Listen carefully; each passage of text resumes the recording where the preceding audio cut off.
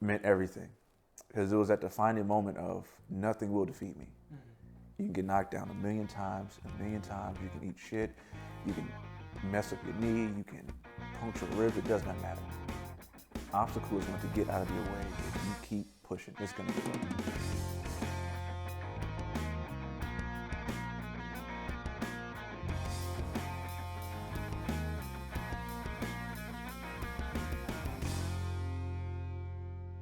Hey everyone, and welcome to another episode of Impetus Minds of the Driven. Today I have a former mentor and an awesome friend of mine here in Atlanta, Georgia. He spent 11 years as a knight at Medieval Times and has been spending the past 2 years in the real estate market. He's going to be breaking down some of his experience with real estate, his driven mindset, and the things that have made him so successful, not only in the 11 years of being in the sand, riding horses, swinging swords, but also having highly exceeded any standard that you could possibly set on any realtor in their first 2 years. Stefen Ash, man, thank you so much for joining me here. Man, I appreciate you calling me. This was it was a pleasant surprise. Yeah, man. So it was one of those things. I had a trip down here to Atlanta to sign on a new talent for our company, and I was like, I'm going to make it like this is going to be like an 8-hour drive. I'm going to make it worth it down there. Who else can I interview? You were the first name that popped into my head, right? We're also talking about Ben. So Ben Akering is down here. We're going to be doing an interview with him. I got a buddy named Alan Anisella that I'm going to be doing an interview with. I was like, if there's one person that has a driven mindset more than anybody that I know down in Atlanta, it's you, man. So making me blush. Stop. So I want to talk a little bit about how you got that driven mindset. That's going to be the first place that we go. Eventually, we're going to get into your time as a knight, and we're going to be getting into your real estate life. We're going to have you break down some of the real estate lingo for us so that the audience can understand the difference between a buyer's market, a seller's market, an escrow fund, different things like that, so that people can okay, if I ever want to actually buy a house, I need to know what the heck I'm talking about. Absolutely. And then we're going to talk some culture, some faith, and at the end of all of this, I'm going to be asking Stephan to share some stories about his time in the pit over at Medieval Times. There are more stories coming out of this place than I know what to do with. It is going to be hilarious. You don't want to miss these stories. You know that stories are my favorite thing. It is what I've dedicated my life to understanding and to breaking down. And so hearing some of the stories that Stephan's going to tell is going to be worth it. Make sure you go over to www.forerunnerproductions.locals.com and become a supporter to get access to all of the bonus content that we do with Impetus, Let's Talk Fortitude, The Shelter Hole. Also, this episode is brought to you by Pale Horse Coffee. Country first, coffee second. If you want 10% off of your order shipped directly to your door, make sure that you use promo code Forerunner when you go to checkout at palehorsecoffee.com. All right, man. So where did you get this mindset? You've always been this guy to where no matter if we're in the gym, in the sand, doing horseback riding lessons, there's a standard of what it is. That's what it is. There's this standard. I call it the champion standard. I wrote about it in my book. This idea that you're not just going to stand for something, you're going to act in it. You're going to carry yourself with it, and everything you do is going to exude and bleed the standard. And when I think about you, if you're about to do a bench press or whether you're about to mount a horse or whether you're swinging an axe at somebody's face, it was always like this driven idea. Where do you get this work ethic from? At what point in your history as a kid, where do you think that you derive that from? Is there an instance or a person? Break that down for me. Man, that answer comes in so many different forms, to be honest with you. As a kid, I don't think I had it that much. It started developing. It's one of those things that people understand. You're just not born with it. We all can obtain it in some kind of way, but it usually comes in form of tragedy. It comes in form of maybe glory and winning in something and never always want to feel that win again, chasing that next win type of thing. But it definitely came in a form of tragedy for me. I was kind of growing up originally from New York, Southside Jamaica, Queens, one of not the best area in the world. If people know it, you know it. If you don't, look it up. So just having that childhood there and then growing up in that environment, it makes you very strong, but it also makes you, it pulls your confidence away. How long was your family in that area in New York? So we came to Atlanta, Georgia when I was in high school. So I've been here total about 17, 18 years now. Okay. And it was one of those things they knew we had to go. And if we didn't, I wouldn't have had the opportunities that I have. Gotcha. So it was partially your parents making a decision to help you get out of Absolutely. Yeah, out of that they inner took the first city sacrifice. life. Okay. Absolutely. But even to get back to your question, in 2010, I believe, I had my first daughter. She was about 1 year old, and her mother passed away. And I was only 20 years old at the time. And it was dramatically tragic for somebody at 20. And so it was just me and her, and I had my family and her family. And at the time, it was, as you can imagine, it's difficult. But what I did have was medieval times. And I had a great leader, which today is still one of my great mentors, Jason Jones. You know, regardless of what I'm doing, that man has always believed in me. He's always been by my side. I can't wait to share some stories about Jason. I think everybody. that is a wild human being. We'll get to that later. He has a huge heart, but that is God. a wild human being, His man. heart matches his biceps. It's insane. And his massive calves. If you can queue up a picture of him as we go through this. Yeah, oh man, I'll make sure. I'll get the one with him and Arnold. Okay. Like him and Arnold, like Arnold does not make this man look small, no, and that is a testament in and of itself. No. So, continue your story. So with that, those who don't understand medieval times, you do know you go through a very vigorous and difficult training in order to become a knight. And then when these things have happened, I was actually a squire, so I wasn't a knight yet. But it allowed me to focus on just being a knight.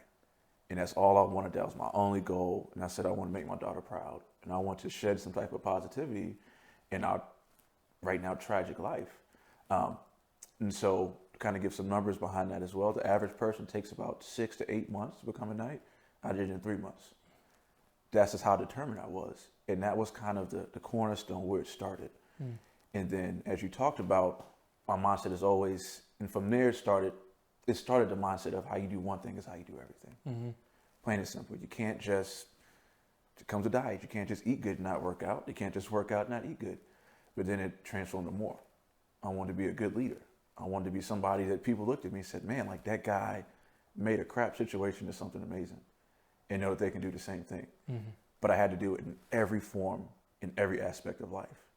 And it's very difficult, but, you know, that's where it started. How did you find medieval times when you first came around to that? To be honest, medieval times fell in my lap. Yeah. It did. I was working 2 jobs. I was working another job. I was working UPS. I hated it. And it was on Craigslist back when Craigslist was the thing, when people got jobs on Craigslist.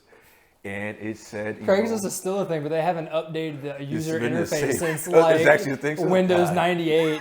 Jeez. So I filled out an application. I actually went in person because I do paper. There was no online at the time. By the time I got back home, they had called the house phone and left a voicemail and said, could you come back? So I legit filled out the application, went home, heard the voicemail, called him, came right back to the castle, all within maybe 4 or 5 hours. Got the job on the spot, started within 4 days. So it was just luck. It was really luck. Preparation. Yeah, no kidding. It's luck. I had to wait, what was it, 2 months, 3 months before I could get in the sand? I had to carry serving trays till a spot opened up for me. Well, I mean, yeah. So, well, it was kind of similar to you because I didn't start in the sand either. I started event staff. Really? I didn't know that. Yeah, started event staff, and the sand kept calling to me. The horses, the guys, the brotherhood, it just continued to call to me. And actually, when Jason came, when he took over as head knight, was the same time I started. And it was something about him also, you know, that kind of pulled me to him as a leader, and the rest was history. Wow. So, yeah. So you spent 11 years in the sand, and you said that there's one story that I want you to share beforehand. It'll be a little bit of a tease for the stories that we're going to tell later, but you said that this one has a lot to do with the driven mindset type thing. So go ahead and share this story about being a knight and being in the sand at medieval times. Okay, so it's a lot of points to this story. Okay. So I got to start from the beginning to kind of got to build it up. Of course. So those who've been to the show know we jump off the horses going very fast. And we had one in particular horse that was extremely fast. His name was Clapper. And it was hard to tame him. the guy, he had the biggest butt. As you know, when athletes have big butts, they're so fast and they jump really. He was the exact same. Dude was ridiculous, and you could not control him. And I was just in the back of my head terrified to jump off this horse. And we have 2 different styles of jumping off horses, and this was the more of the advanced style. And when I say this guy went 25 to 30 miles like that, it was ridiculous. And Jason said, "Nope, that's your horse. You're going to figure it out. There is no other way." And the sand pit is like 75 yards long, something so like that. So you had the horse has a good chance to like build up some speed. Yeah. So it's very intimidating, and it was one of those mindsets of where a lot of people say is there's no plan B. He set that stone. It was, no, you don't have a plan B. We're not giving you a slow horse.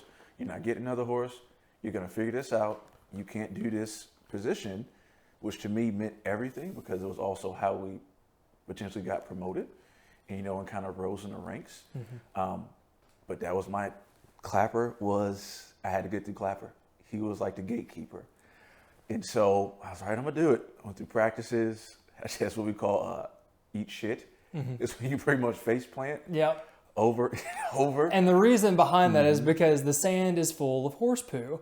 So you're sometimes quite literally rolling through a pile of dung. So literally. It is literally, that is not a figure of speech that we are throwing in for fluff. That is seriously.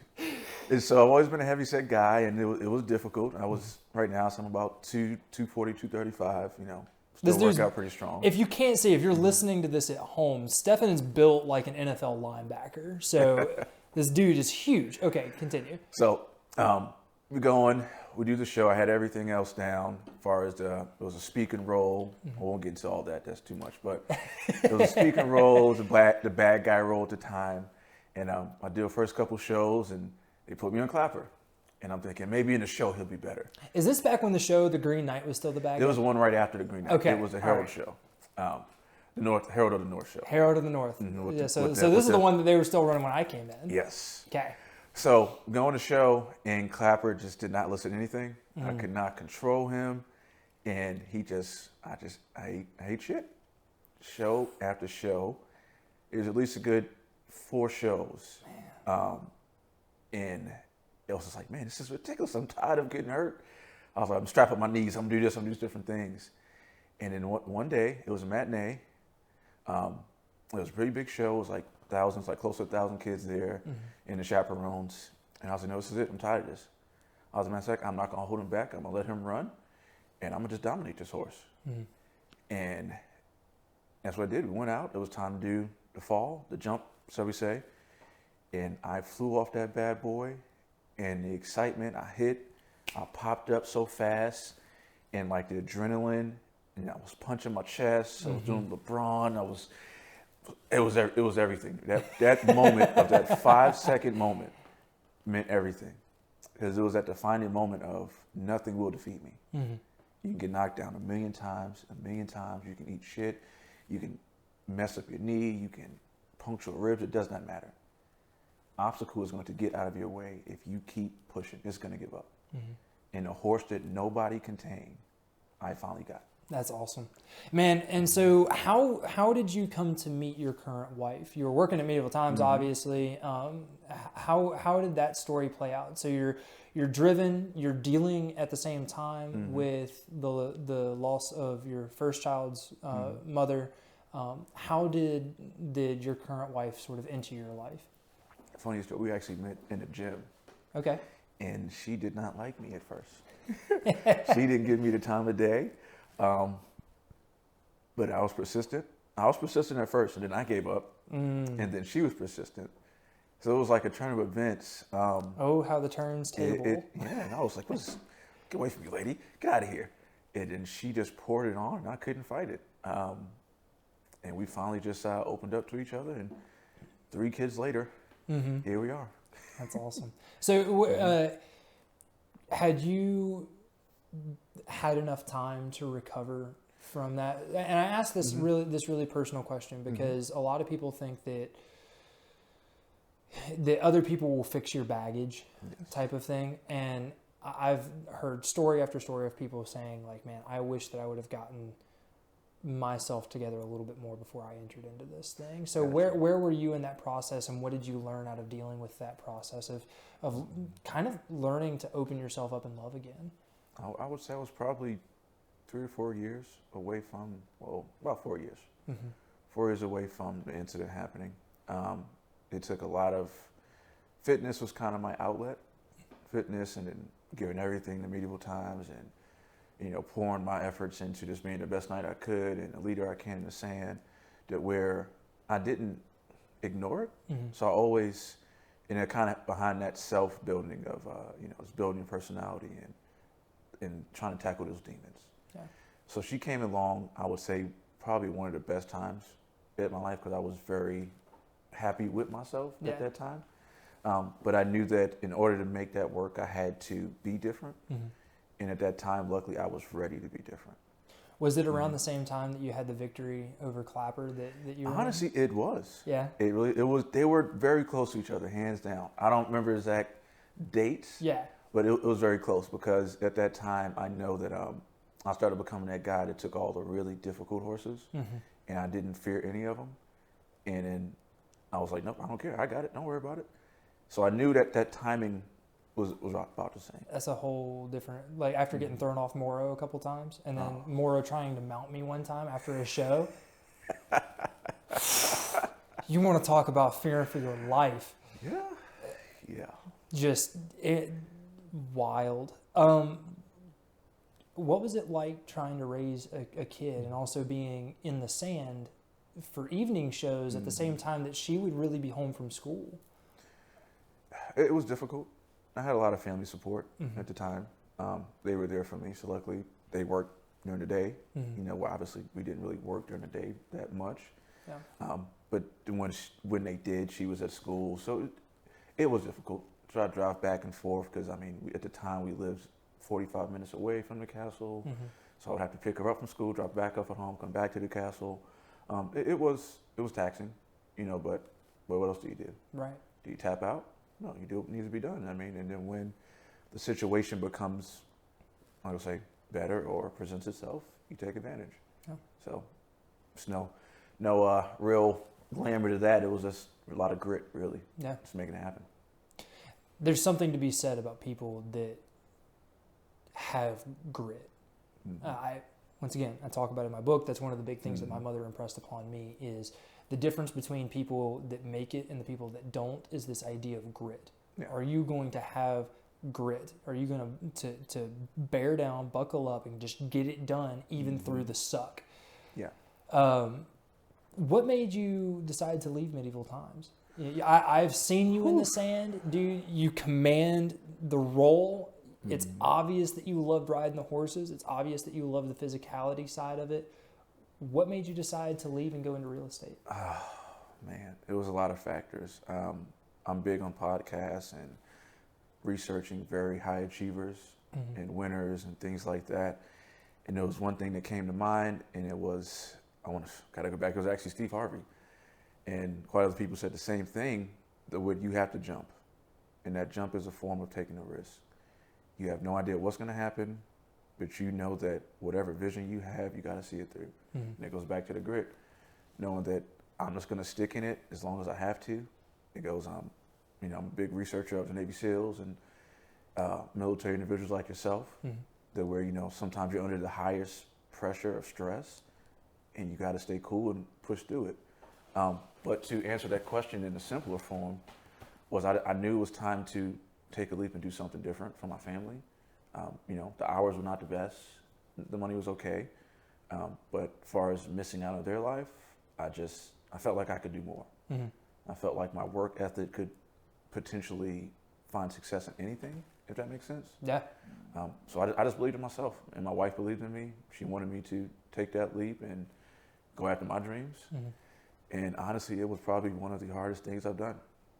Hands down. Like, I genuinely love that place. Yeah. I can relate.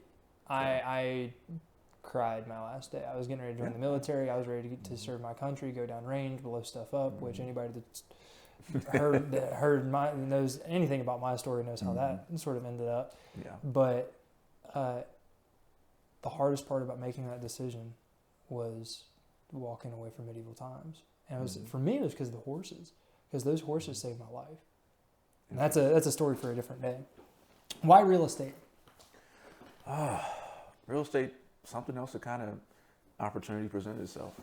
I had a good connection with a former coworker that kind of told me the potential, what could be done. And she said, well, the top tier people make this, the average make this, the bottom kind of make this. I said, tell me more about the top tier. Yeah. She said, well, Stephan, it takes a lot of work to get there. I said, yeah, I understand. I said, I don't care about the average. I need to know what the top tier can do because I know I can accomplish it. I said, they're human beings like I am. Yep. If you give me the resources and the time, I can do it too. Anybody in that top tier, there ain't nothing special about them. They might have a gift for selling something. Yeah. But or they might have a gift for a work ethic like you, but there ain't nothing special about them. Huh? What was a cliche saying? Hard work beats talent when talent doesn't work hard. Yep. Absolutely. So if you have both, usually is what that top tier is. What a lot of people, that top 1% is usually a combination of both. Yeah.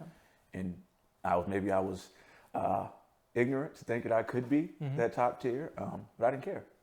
And that was kind of like that first step of really another step, just really believing in myself and not in an organization or putting my belief system in someone else, and kind of taking that power back and being a man on my own. So. In a second, I'm going to ask you about what the journey was getting your certifications and getting into it, how you found your first home to sell, and what it was like when you finally sold your first home, sort of feeling of like, holy crap, I can do this type of thing. But first, we've been talking a ton about so many principles that are in my book. My book, You're Not Special, You're Gifted, is available for pre-order right now. This is before August 24th. If you are listening to this after August 24th, the book is out. So make sure you head over to Amazon, Barnes & Noble, wherever you get it, so that you can get that motivational push that you need, that you can learn how to get good at your gifts, learn how to give back, how to give unto others that others may give. Start providing that oxytocin and using the things that God has equipped you with. It's all in here. It's a short book. It's meant to be a short book. Motivational books, self-help books aren't meant to be long. If there's a principle you missed, go back and read it again. It's short because I want you to spend more time applying it to your life than I want you reading the freaking book. So make sure you go grab it. It has a ton of great things. A ton of them are being reflected and mirrored in this very conversation. So if you're liking this conversation, you are going to love my book, You're Not Special, You're Gifted. It is available anywhere that you get books today. Okay, man. What was the journey like about getting all of your certifications and then finding that first home to sell? God, I feel like all my stories just have so many components. So did the traditional route. I had to take, it's a class you take. It can be online, it could be in person. All real estate agents must go through it in order to get that state certification. So I did mine online while still working and still trying to make money, because you don't make money as you're going through the process, because you're obviously not licensed, not selling anything. So did that, and as I got to the point to take my state test, unfortunately, I actually failed the first time. And it was a gut check. Wow. And I'm like, I put all my time into this. I can't believe, are you kidding me? Like, this is like, so I thought I was meant to do. And it was one of those, okay, either you're going to man up, get back to the grit, figure out what do you need to do. And it became a problem-solving situation. And my wife was in my corner. It was like, don't beat yourself up about this. This is who you are. Like, make it happen. And I think it was one of those moments you continue to stack upon. And I was like, it was never easy for me to get here, to the point of which my team and I are selling right now.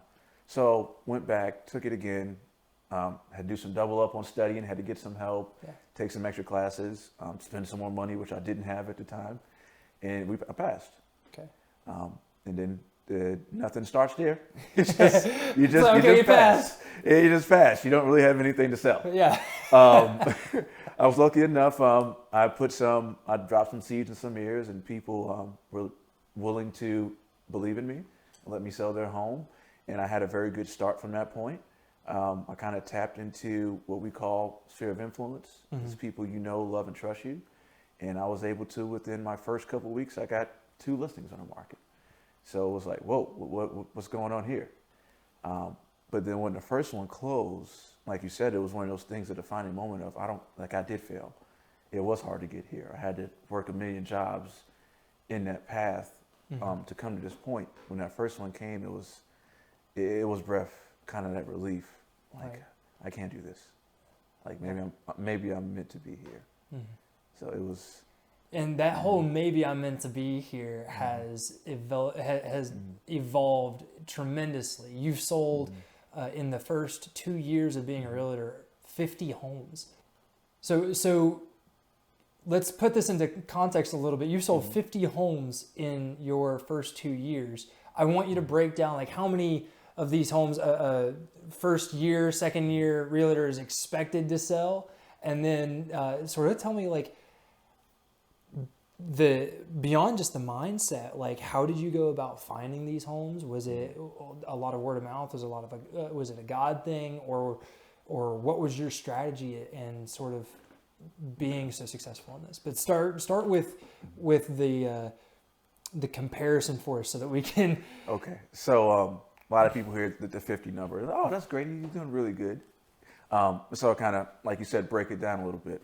The average first year agent does 6 to maybe 8 first year. So that means, some people do 4, some people do 3, some do none. First year I did 28. So fully exceeded any expectation that was supposed to happen for a first year agent. By multitudes. And then we roll into year 2 that we're now, far as closed transactions, I am almost getting ready to exceed the entire first full year, only halfway through. So projected to potentially close a little over 60 for this year. And so for a second year agent, maybe they close roughly the same, looking at 12, maybe 10. So I'm projecting 60. So 10x, 6x that, if you do math, I'm not great at math, but you can do it. Don't ask me to do math. We've been over this in the pre-show. So, and that's kind of where we're at right now. You start saying math numbers to me. I'm like, yep, yeah. So like, yeah, I start to glaze over. 4 times carry to 2, got you. Yeah, perfect. Checks out to me. Good, sounds good. So don't make me an accountant. That's why we're here. We're not going to make you an accountant. That's why I'm in showbiz, man. I can't do this. That's cool. Don't worry. So that kind of gives you a better perspective for those who don't understand the dynamic of how that sales process goes as a new individual. So to be where I'm at in 2 years, sometimes I look at like a phenomenon. And for me, I'm like, no, this was supposed to happen. Yeah. Like this is the trajectory of my life and my career that is supposed to happen. I believed in it. Yeah. I don't care what, like I said, with the first time I spoke with a friend of mine, I don't care what the average do. In my opinion, not to be cocky, not to be arrogant, but that's just not where I want to be. Right. I'm looking at the top tier and I want to compete with the top tier. And that's the goal going forward. How are you doing with that? It's much harder now that I'm in a different category, shall I say. I'm running a small team, myself and other agents and someone on staff. You step into a different realm, competition. But in the day, what else do you want to do? Do you want to compete with the people who don't have the drive? Or do you want to compete with the best in the world? Yeah. So we'll have this conversation again next year, see where I'm at from there. But all right, hey, I'm down for it. As of right now, right there, he's already agreed. He agreed himself to be a repeat guest, so we're going to get a ton more stories for you guys. Take that out. I'm sorry. I ain't taking that one out. That one, I'm going to hold your feet to the fire on it. So tell me a little bit about the nitty gritty of the housing market, what it's like to sell, and some of the lingo that goes with it. What's the process like? And then if you'll break down like buyers markets, sellers markets, how the housing market sort of relates to the banks and the interest amounts and how those play with each other, because that gets really confusing to a lot of people. So I guess let's start with the process of buying and selling a home. What does that even look like? I'll try to make it the complex simple as possible. Okay. We are obviously in a hyper-aggressive seller's market right now. Are we starting to lighten up a little bit? Yes, we're starting to see a little bit of a shift. Ever since we came out of COVID, the consumer behavior has changed. Everyone sees value now in being in a nice home. You have individuals coming, especially here in Atlanta. We have a lot of individuals coming from other cities that are driving our demand skyrocket right now. There's almost no way to even keep up with the demand that we have. Right. It's virtually impossible. So with that being said, does that mean it's bad for buyers? No, because like you mentioned, interest rates play a great factor in that. Interest rates are at a historical low right now. I mean, when I purchased my current home only a few years ago, we were at 4.5s. And if you track the numbers, we won't go too much into it, but we won't get too many numbers. But if you look at the history, to have a dramatic 2-point drop usually takes anywhere from 10 to 15 years. So we done it in about 3. Wow. 2 or 3. And they're holding very steady. Some days they go a bit lower depending on individual.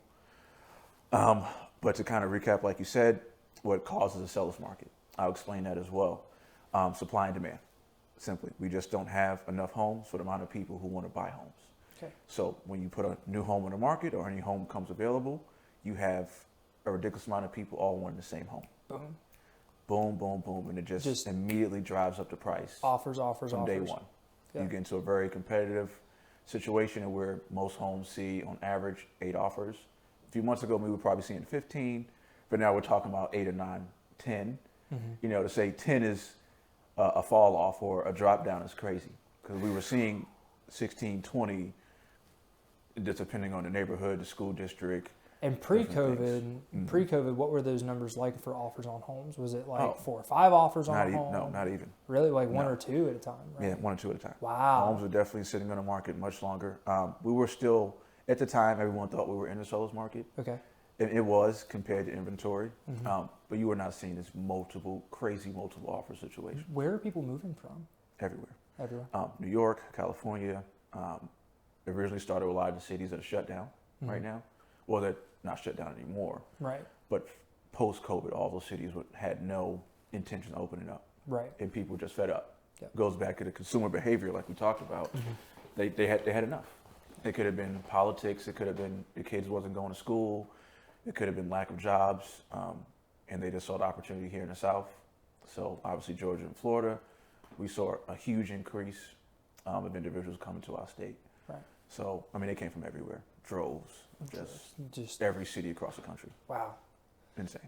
So tell me a little bit about escrow funds. There's a lot of people that try and explain escrow funds, and everybody doesn't understand, because you go through the process of like, it's a buyer's market, it's a seller's market, is this a good time for me to buy my house? Okay, I found a house that I want to put a payment on. You go through the process, you close on a house, and a lot of that money gets put into what everyone calls an escrow fund. Break this whole aspect down. Break the aftermath down of buying a home and what you're going to be paying into and how all that works. Put me in a tricky one. Yeah. Boy, okay. But this is why people don't know. Yeah, it's a tricky one. People don't know. That's exactly why we need to know. And I'll be very transparent. Escrow is not easy to explain. Okay. To someone who doesn't have this enough knowledge about it. But it definitely is. Escrow will go into funds once the home is closed. And there will be funds available to you if you decide to either refinance or even purchase the next home. Okay.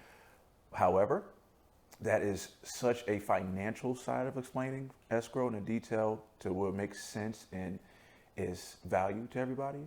That's definitely like a super lender question. Okay. More so than an agent. Can I get into it? Absolutely. But I also feel like it'd be such a long, drawn out answer. Right. People are like, God, I didn't learn anything new. But that's being super transparent. Well, you just got to get me in contact with a lender so I can get him in here and I talk have to great him. ones. Hey, so you see this, somebody's coming your way. Yeah, you can be on a podcast. I don't know. It's also one of the things, to even answer the way I've answered that question is one of the reasons I think I found great success is you don't need to have all the answers all the time. Right. You don't. Do I know the answer to that question? Yeah, I do. But also know that that's not my area of expertise. Well, let's take it back to medieval times for a second. Whenever you were trying to master writing on Clapper, Jay didn't give you all the answers. He said, figure it out. Yeah.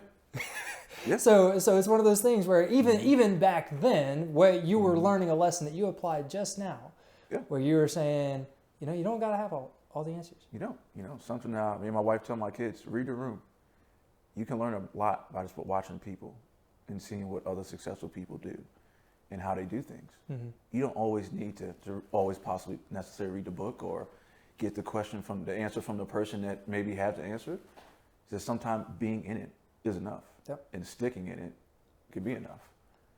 That's something I try to tell the kids. They don't listen yet, but I'm gonna keep saying it over and over. Right. Mm-hmm. So this is one of the things. There's a two-sided coin when it comes to both being a kid and parents, especially from the aspect of being a kid. I don't know what it's like to be a parent, but I'm old enough now to be able to see it from both sides. Right. I've been an uncle long enough at this point. I've helped raise a couple kids enough at this point to be like, okay, I see both sides, and that's like, your parents don't have everything figured out. And the older you get, the more you realize it, and the more slack you should be willing to give to your parents in a certain way, because they were just doing the best they could. At the same time, they've been there, they've done that, they've figured certain things out, and you should probably listen. It's a part of the journey, right? So what's it been like transitioning to the new job with the family? Have you been able to spend more time with your kids and stuff like that? Initially, it was actually worse. Because you come in and you have to do what's necessary. Because in the day, being a real estate agent is you're running your own business. You're an entrepreneur, you're an independent contractor, and it's up to you to get started from the ground up. Just like when you start the business, you got to put a lot of time into it. Even just get that little bit of a spark, and it's a sacrifice. And so the beginning was very tough. I was gone a lot. I took advantage of every opportunity. And as time started going on, I was able to control my schedule better. I learned the business better. I was able to leverage what my employees I have right now. And so as we're at the point now, the balance of life is much better. But it took a lot of sacrifice to get to that point. And even now as we grow, I start to lose the balance because I'm growing. Right. And I know that to break through that next door, I got to get back into the trenches. Yeah. And I got to make it happen. I got to learn that aspect that I don't know, and I got to figure it out. And it may be me failing at it. Right. I may not know it, and that's okay. So it goes hand in hand. You have times that we're at great balance, and then other times it's like hopefully everybody still loves me after this. So another thing that I think is great, you're saying you have employees now. Are you self-employed, or do you own your own real estate? So I company now? Or? I own my brand. Okay. As Ash Realty, ARG. I love it. Ash Realty Group. Okay. But we are under we call broker with Century 21. Best broker in the country, hands down. If Terry Swanson sees this, he's another great mentor right there with Jason Jones for me. Another man who came into my life and saw something I didn't see. And kind of pulled me in and said, hey, this is how it needs to be done. Or maybe you should look at it like this. Or go this way about it. Just giving those small tweaks. Yeah. And, I credit a lot of my success to him because he did help me. Amazing boss, amazing broker. But in real estate, we have brokers. And you're an independent contractor to the broker. Okay. Type of thing.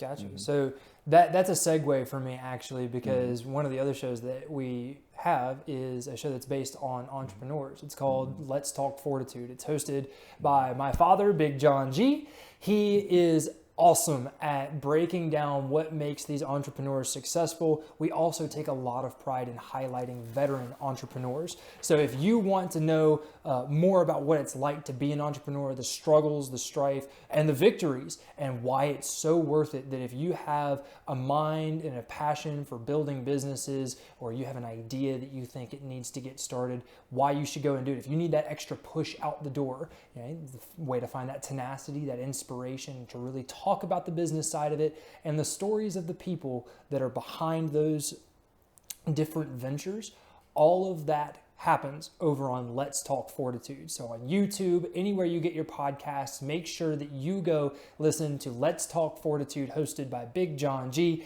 It is a really awesome show. Let's talk about some culture stuff. Let's do it. Let's talk about some culture stuff. So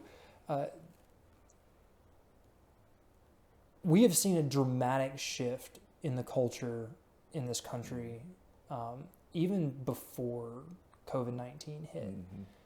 Everything from the media running constant interference right before an election to and being extremely divisive. Like we all knew that the election years are divisive, but it seemed like 2020 was on a different scale. And then COVID hit, you have the summer riots, you have people saying that it's okay to go and protest one thing, it's not okay to go and protest lockdowns, and all of these different things. And it makes me think that there's just a lot of cancer and things that are eating away at what used to bind Americans together. And I want to know what you think, what your perspective is on the culture right now, and what do you see? Honestly, what's the biggest issue that's going on in the culture? What do you find is the biggest source of this cancer? Whew. That's a lot of answers in there. I mean, absolutely. We all know how divided this country has become over the past, 3, 4, how many years? Like you said, even before COVID. Gosh, it obviously always comes down to leaders. In any business, any form, any organization, it is the leaders, hands down. And what is the leader's vision? What are their true intentions? Is going to affect everyone else, by all means.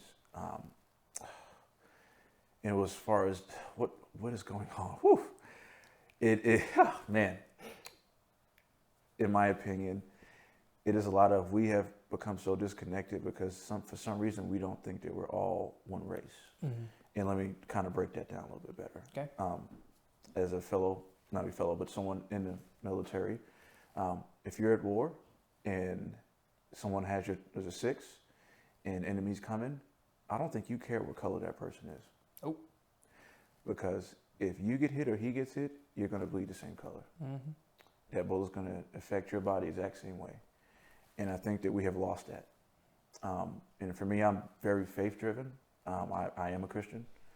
And for me, that comes before any politics or any political nonsense we see in this country. Right. In my opinion. I just believe in a higher power. And a higher power says that we're all one. Right. And a lot of us have lost that greatly. And we are so depending on what the media is telling us or what our phones are telling us. And we're not actually looking to the people who are right next to us. Right. And trying to understand them better. And on a deeper level as a human being and everything else. It is so many, this answer can go on forever. Right. Because it is so many different things. Yeah. But we have become self-centered and we have no greater purpose, in my opinion. So here's a even more difficult question. What can we do as individuals to fix it? Whew. We have to see each other as equals, regardless of where we're at. As far as, doesn't matter your economic stance, doesn't matter your location, or where you live, we're all equals. Even go back to the military thing. Doesn't matter if you're going to bleed the same color I do. Yep. You know, me being a black man, you being a white man, somebody came in here, decided to shoot it up. Guess what? We're both going to die from a headshot. And we're not it's going to be hard to come back. We need the right leaders in place to kind of even this playing field of division. And that's also one of the reasons where you have the leaders creating more division. No one's talking about unity. No one wants to come together. Yeah. It's only unity if you believe what I believe. It's only unity if you believe what I believe. And it's never, okay, let's understand why you believe that and come to a common ground. Right. It's almost like a marriage. Like you never almost agree on anything. Yeah. But you have to come to some kind of common ground that works for everybody. Yeah. And it's a sacrifice on both parts. And I guess that's maybe the answer to your question is we all have to sacrifice something. If it's your ego, if it's some type of belief that you think is in place, or maybe being open-minded, but it's a sacrifice. Yeah. We all need to sacrifice to come back together some kind of way. Yep. One of the biggest elements of the Christian faith is sacrifice. I'm going to segue us into talking a little bit about faith and how faith has impacted your life and career. And I'm going to take a quick second to talk to the audience. We also have another show that's hosted by Big John G that talks specifically about faith. It's called The Shelter Hole, and asking, where do you seek shelter when the storm is brewing, or when you find yourself in the desert and you need shade, or you need to be covered from the battering of the wind, right, that life throws at you. Where do you seek shelter at? For myself, for Big John G, and for many others that we're closely associated with, we know that it's with God. But maybe you're not so sure. Or maybe if you are sure and you're in a spot where you need some more encouragement, The Shelter Hole is a great place to go and get that. So make sure that you go to YouTube or anywhere you get your podcasts and check out The Shelter Hole, again, hosted by Big John G, for some amazing conversations and some enlightening talks with Big John G about his experience from spending 19 years in a spiritual desert and how he was able to make his way out of that and the lessons that he's learned along the way. It's a huge encouragement for anyone. I grew up through it. I watched my father go through this, and to watch him rediscover his faith and now be evangelizing to people and to be sharing all of the awesome lessons that he learned is huge. It's produced by Forerunner Productions, so all the same quality, all the same things that you have come to expect from us will be on that show. Hope to see you there. When did you become a Christian? Like, how did that, were you raised that way, or did you have a come to Christ moment? I was definitely raised this way, but I did not buy into it. My family has always forced us to go to church. Even in New York, I mean, in church for hours. We went to church for choir practice. We went to church for Bible study. We went to church for after the service study. We went to Sunday school. So we lived there. Mm-hmm. But at a young age, like most people know, that type of structure doesn't always work well with a child, because at that point you're really forcing a lot of just the religious side and not so much as a spiritual connection. So, I grew up knowing all the Bible verses, understanding why Jesus did what he did, how everything was created, and fully understood. Mm-hmm. But like I said, I didn't buy into it because I didn't feel any type of emotion to it. I didn't feel connected at all. So fast forward, everything happened with my daughter's mother. Mm-hmm. I was definitely lost there, and I found my wife. And she was actually the reason that I found Christ. She told me, she said, "I will not date a man who doesn't go to church." I said, "You gotta be kidding me." At that point, I probably didn't go to church maybe 8 years, longer maybe. Mm-hmm. And she said, "I won't do it." She stood by her guns, and I was like, "Well, I think I really like this lady, this woman, and I want to see this through. So yeah. I'll go." It's not like you're not a Christian. It's like, I'm a Christian. Yeah. I just haven't been going to church. I just haven't gone. Yeah. Because I lost that spiritual connection. Obviously, I still knew all the religion. I knew it all. Yeah. I still, you can't get rid of that. Mm-hmm. But when I went back, it was different. I had her by my side. I started becoming more vulnerable, I guess, and reaching out to higher individuals in positions like pastors and campus pastors and things of that nature. And I just started really listening. I became open, and I became vulnerable. And in that vulnerability became this strong spiritual connection that I never even knew existed. The two things that keep coming back in this conversation for me, mm-hmm. that it makes me want to go mm-hmm. run a mile and a half, is that the two things that have fed mm-hmm. into your driven mindset that I keep hearing over and over mm-hmm. are sacrifice and vulnerability. Sacrifice and vulnerability. They're willing to die to yourself in a certain way to learn or to grow or to be better. Mm-hmm. And then the ability to be vulnerable, to be able to take criticism and to be able to learn and grow and to be open to hearing God or whatever mm-hmm. it might be. And those two things together have they play directly into this idea of okay, I'm not going to quit. I'm not going to stop. I'm going to keep going. And that is... I typically try not to lather on praise onto my guests, just because the audience doesn't need that. They're going to be blown away anyway. I'm just here to pitch you questions. Mm-hmm. But I'm over here getting inspired, man. Just listening to you talk. It's it honest to God, it feels like being back in the sand with you all over again, right? Awesome. And we've had a few conversations in the past, mm-hmm. but nothing on a level of this. But now I get it. Now I get why I was drawn to you. Now I mm-hmm. get why you carry yourself the way you did. Now I understand why you had the respect of so many people that were mm-hmm. in that company. And I'm sure that you have more than that now. Yeah. So you start going back to church. So that because you want to, out of love, right? Mm-hmm. Out of love, you're like, I really like this girl. I think I want to see her. I want to go back to church. Mm-hmm. Was there a defining moment within that really solidified it? That was this wasn't just my feelings for her. This was the mm-hmm. Holy Spirit stirring in me. Absolutely. And it happened time after time after time. And I was like, what is this? And it made me explore more. It made me read more, maybe try to be more self-aware, and which in turn made me become more vulnerable. And from that point, I think it tapped into me, and I said, it's not just about me. I feel like it started as the Holy Spirit kind of, touching me and speaking to me and kind of taking me under swing. But it transferred to, like you said, having a respect of other individuals by how you carry yourself. And that's where it took me. It was like, man, I'm meant to take whatever I've been through in life and amplify it. And if it's obviously through my family, my core, my children, they have to understand, which is hard sometimes because they're a little spoiled. But, to give that back. Because in the day, when you live a selfish life, you can accomplish a lot, absolutely. You can accomplish a lot as a selfish person. But what is the magnitude? Like, how big are you really going to get on your own? What are you going to accomplish on your own? There's nothing done without a team. I don't want to get off topic, but you need to influence other people. They need to understand that they can do it too, whatever it is they're trying to do. And you have to tell your story. My wife's always telling me, okay, I'm going to get a little long-winded with this one. Just give me a second.